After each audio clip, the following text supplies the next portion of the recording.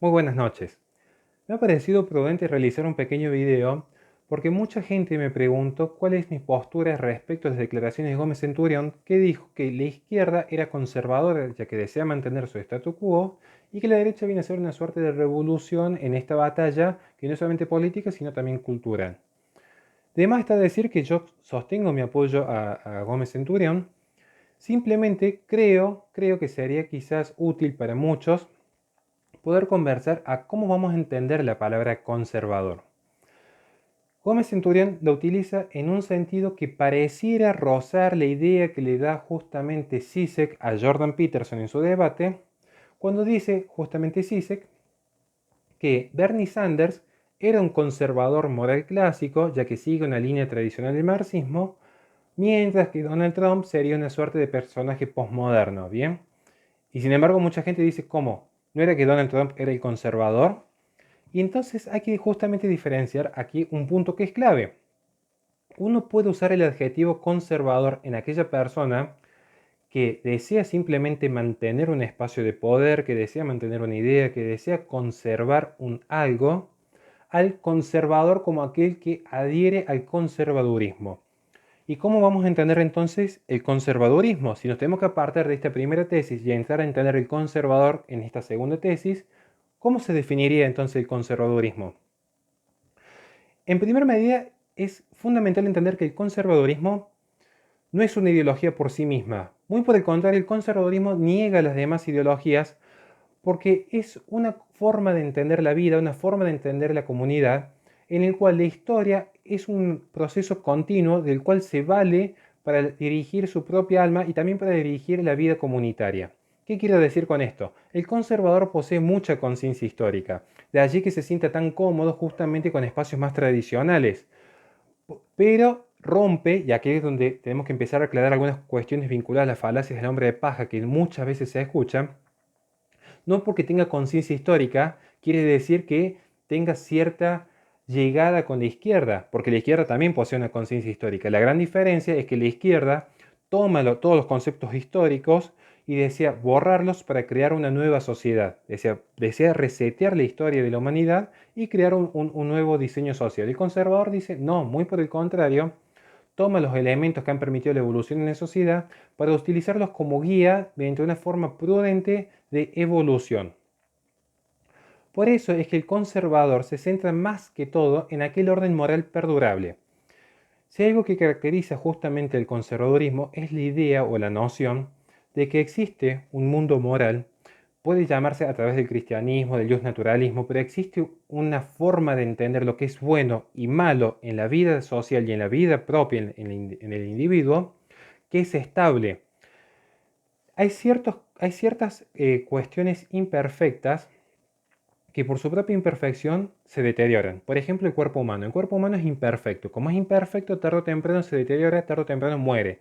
Sin embargo, hay verdades reveladas, como podría ser, por ejemplo, la verdad de Dios para el cristiano, que justamente al tratarse de verdades reveladas que son eternas y son perfectas, no se deterioran. Entonces, si son ideas perfectas, si los 10 mandamientos yo lo considero que son perfectos, van a ser perdurables y estables. Por lo tanto, el no matarás, el no robarás, van a ser axiomas de vida que no van a irse modificando por el simple hecho que pase el tiempo. Muchas veces se utiliza como recurso en una discusión, en un debate, estamos en el siglo XXI, como si la verdad dependiese en algún punto del paso del tiempo. Y la verdad es una sin importar en el momento histórico en el que se halle.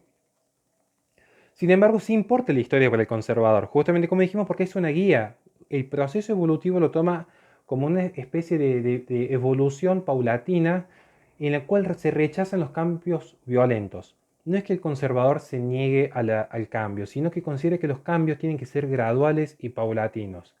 Justamente porque esta moral perdurable, como lo explica Santo Tomás de Aquino, existen en las normas morales normas primarias y secundarias. Y voy a dar un ejemplo muy puntual. Yo tengo en mi mente la norma primaria de que está mal robar. Entonces yo digo, bueno, no hay que robar. Sí, esa sería la norma primaria. Ahora bien, si yo ingreso en una norma secundaria, ya tengo que pensar cómo puedo amalgamar el concepto del Estado como institución con el concepto del no robarás. Ya tengo una norma secundaria, entonces el Poder Judicial que va a definir si una persona es ladrón o no es ladrón. El sueldo del juez es pagado con los impuestos. ¿Esos impuestos serían o no serían un robo? Es un debate muy interesante que se puede llegar a dar, pero para que se entienda cómo funcionan las normas primarias y secundarias. Lo que no cambia son las normas primarias. Son esos axiomas que van a guiar siempre a lo largo de la historia al conservador.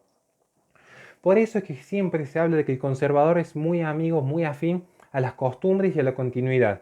Justamente porque son las costumbres las que permiten una convivencia pacífica. Lo cito en un ejemplo muy burdo y muy básico que demuestra que para que exista el orden no necesita para nada el ser humano de un Estado imponiendo leyes. ¿Cuál es el ejemplo que voy a dar básico que se da siempre en filosofía del derecho? La parada de colectivo. No hay una sola ley en Argentina que diga que se tiene que respetar el orden de llegada en las paradas de colectivo. Hay leyes que dicen que hay que ceder el asiento, hay leyes que definen cómo funciona administrativamente el transporte público, pero no hay ninguna ley que diga cómo funcionan las paradas de colectivo. Sin embargo, existe un orden social, una convivencia pacífica ya aceptadas en forma tácita por todos, en los cuales cuando llegamos a la parada de colectivo respetamos al que está delante de nosotros. ¿Bien?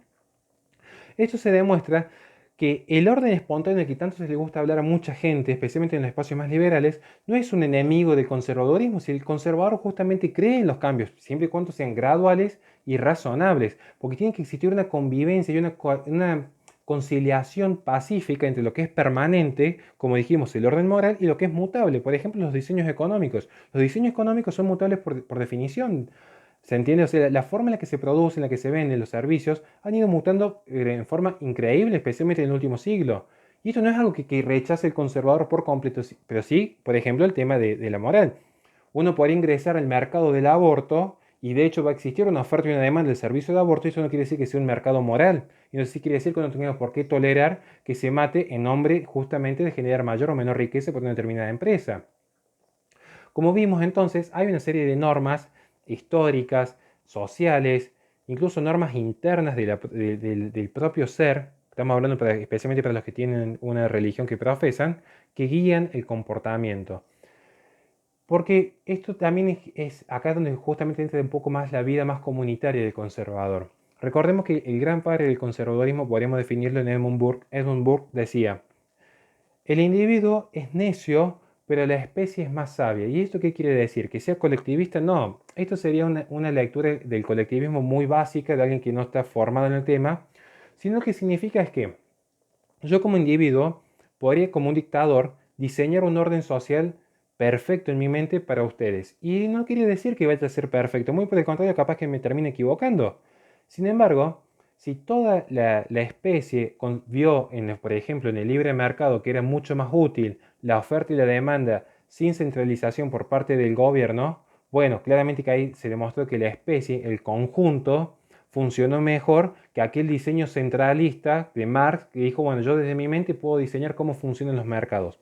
Ese es el ejemplo. A ver, uno diría que todos los liberales que están a favor del libre mercado son colectivistas porque consideran que las personas en su comunidad pueden elegir en forma libre mejor que un individuo diseñado. No sería colectivismo. Y sin embargo, mucha gente cree que el conservador es colectivista y le estamos demostrando que no es así. El conservador justamente piensa que las comunidades y los individuos pueden elegir libremente y que estos cambios se van a dar en forma razonable en tanto y en cuanto se demuestre en el tiempo que son perdurables, que son útiles, especialmente que funcionan conforme a las necesidades de las personas.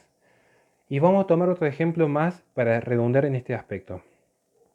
Hay un gran pensador conservador que, bueno, lamentablemente ya falleció, Roger Scruton. Roger Scruton escribe en su libro Las bondades del pesimismo que una característica del espacio conservador es que rechaza esas ideas propias que puede tener alguien de la ilustración o que puede tener alguien del socialismo, que una solamente sea capaz de diseñar el todo, sino que justamente el conservador, por naturaleza propia, es escéptico. Si te vienen a ofrecer algo, el conservador suele ser más reacio a adquirir en forma ciega cualquier innovación. Se fija justamente que en el paso del tiempo funcione o no funcione. Y de allí que el conservador se guía por la prudencia como directriz de todas las virtudes. ¿Qué decía Santo Tomás de Aquino? La prudencia dirige las demás virtudes porque es aquella que se posiciona entre los extremos. Una persona, ¿cuándo va a ser valiente? ¿Cuando sea temeraria o cuando sea cobarde? No, la valentía está justamente entre en el medio, que va entre la cobardía y ser temerario. Justo esa posición en medio que permite ampliar las opciones de decisión es lo que hace que una persona sea virtuosa. Por eso la prudencia es clave, no solamente en el individuo, sino en las comunidades y en las decisiones políticas. Y esto permite a su vez, que acaba una respuesta a muchos críticos del conservadurismo, que el conservador sí cree en la diversidad. No es como muchos creen que el conservador es una persona totalmente abyecta de la realidad. No, no, cree en la diversidad. Justamente como cree en la diversidad, tolera y respeta la libre expresión. Para que justamente, ¿qué es lo contrario a la diversidad? Algo homogéneo. Algo homogéneo sería el globalismo, algo homogéneo sería el comunismo, donde somos todos iguales, donde todas las culturas son eh, planchadas al mismo nivel, donde se pone que todas las personas sean exactamente iguales. Y no, justamente el conservador cree en la diversidad. El conservador cree que el hombre es hombre, que la mujer es mujer, que está bueno que existe esta diversidad y esta complementariedad entre ambos. Cree en la diversidad cultural en el sentido que cree que tranquilamente un católico puede tener su propia comunidad católica y el evangélico puede predicar el evangelio siempre y cuando no ingrese en un conflicto de índole física, de una índole violenta. Es parte del orden y no del caos que cada uno pueda conservar su propia identidad nacional. De ahí que justamente algunos conservadores se sientan cómodos en diálogos sanos con algunos nacionalistas, como justamente fue el gran Bruno Yenta. Justamente con Yenta tenemos un ejemplo de un nacionalismo que puede tranquilamente coexistir con el conservadurismo. Y a su vez acabamos de mostrar que el conservadurismo tranquilamente puede coexistir con ciertos conceptos liberales por la sencilla razón de que el conservadurismo rechaza las ideologías, sino que se fija simplemente en la coexistencia pacífica de la sociedad. Pero también es algo que hay que reconocer que sí, en ese diseño ya no social, sino en el diseño político, el conservador sí va a tender a limitar. ¿Pero qué es lo que va a limitar? Va a limitar justamente el poder. Y esto no es por una cuestión de la ilustración francesa que consideró que lo mejor que podría pasarle a la sociedad era limitar el poder político. Y así que de la noche a la mañana se descubrió a algunos liberales que era bueno limitar el poder. Es una cuestión de tradición. La continuidad histórica demostró que las personas tienen, por su propia naturaleza imperfecta, una tendencia a las pasiones, una tendencia a la no virtud, una tendencia, podríamos decir, al pecado, podríamos decir a la corrupción, podríamos decir a causar el mal, sobre todo cuando se dan las condiciones que le permiten llegar a eso. Entonces, sí considera el conservador que es prudente limitar los excesos, limitar las pasiones, especialmente cuando se encuentra la persona en una posición de poder capaz de dañar a otros, sí es algo que el conservadurismo fomenta y cree que es bien visto para llevar a una coexistencia medianamente ordenada. También es prudente decir que el conservadurismo no reniega la libertad, justamente ama tanto la libertad que entiende que si diéramos una libertad absoluta todos terminamos aniquilándola. De allí que hay que poner ciertos límites. De allí que considere que la propiedad privada coexiste en forma pacífica con la libertad. El conservador define la propiedad privada a ultranza, porque si uno cede la propiedad privada, tarde o temprano termina cediendo la potestad que tiene uno en su propio hogar y en su propia comunidad de dictar las normas morales. Si yo cediera al Estado laico y supremo y absoluto la potestad de dirigir mi culto, la potestad de dirigir a mi familia, la potestad de dirigir la educación de mis hijos, en un punto yo termino siendo un simple agente de consumo y producción al servicio del Estado. No tendría espacio alguno para yo poder diagramar justamente el mejor diseño familiar. Y también no podría diseñar mi propia vida como ser autónomo. Por eso para el conservador es muy importante la protección de la propiedad privada, por eso beneficia y ve con buenos ojos el libre comercio, porque sabe que en el paso del tiempo ha sido lo más fructífero, considera que la libertad, especialmente la libertad de expresión, es fundamental, porque no habría razón alguna por la cual, si yo quiero predicar mi culto en forma libre y soy censurado, esa persona que me censura en nombre, entre comillas, de la libertad, porque dice, no, tu culto es peligroso, hay que censurarlo a tiempo, ¿cuál sería entonces el parámetro para que luego un totalitario no lo censure a quien previamente ya censuró? Entonces el conservador sabe que por una cuestión de coherencia y prudencia es bueno permitir que todas las ideas se expresen por si las dudas el día de mañana sea uno que está en minoría y no puede ser uno que se exprese. Entonces, habiendo aclarado esto, me pareció prudente simplemente haber dicho y la forma en la que se puede entender la persona conservadora, en el sentido que le dio Gómez Centurión, que yo lo entiendo, incluso creo que es cierto lo que plantea en ese aspecto de que la izquierda desea conservar su statu quo, a la persona conservadora de una suerte de pensamiento del conservadurismo.